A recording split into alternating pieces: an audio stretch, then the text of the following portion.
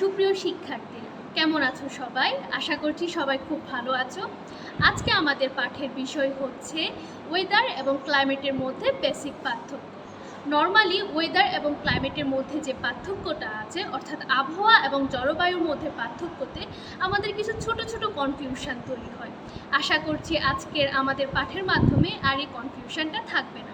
আজকে আমরা খুবই মজার চলে এই ওয়েদার এবং ক্লাইমেটের মধ্যে পার্থক্যটা সম্পর্কে জানব। তাহলে শুরু করা যাক আজকের পাঠটা।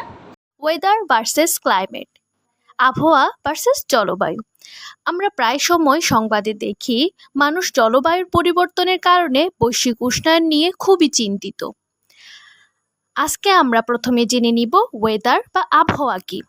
Weather is the what's happening to the atmosphere over a short period of time.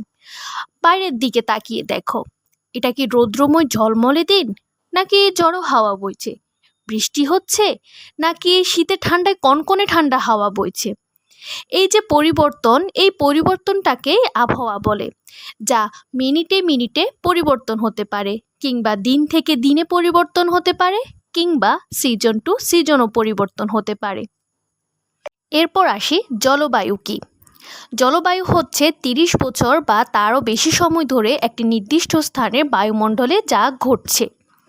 আমরা জানি পৃথিবীর জানুয়ারি মাসে কোথাও হয়তো ভারী বৃষ্টিপাত হচ্ছে, কিন্তু কোনো জায়গা মরুভূমির মতো শুষ্ক, আর কিছু জায়গা বরফে আচ্ছাদিত। এই সব কিছুই হচ্ছে জলবায়ু। আর জলবায়ুর অস্বাভাবিক পরিবর্তনের কারণে হঠাৎ ভয়াবহ বন্যা বেড়ে গেছে, খরা বেড়ে গেছে, যা আমরা গ্লোবাল ওয়ার্মিং হিসেবে জানি। এই বৈশ্বিক উষ্ণায়ন বা গ্লোবাল ওয়ার্মিং হয় অতিরিক্ত কলকারখানা, যানবাহনের ইত্যাদির কার্বন ডাই অক্সাইডের কারণে। শিক্ষার্থীরা, আশা করছি তোমাদের মাঝে এখন আর কোনো কনফিউশন নেই।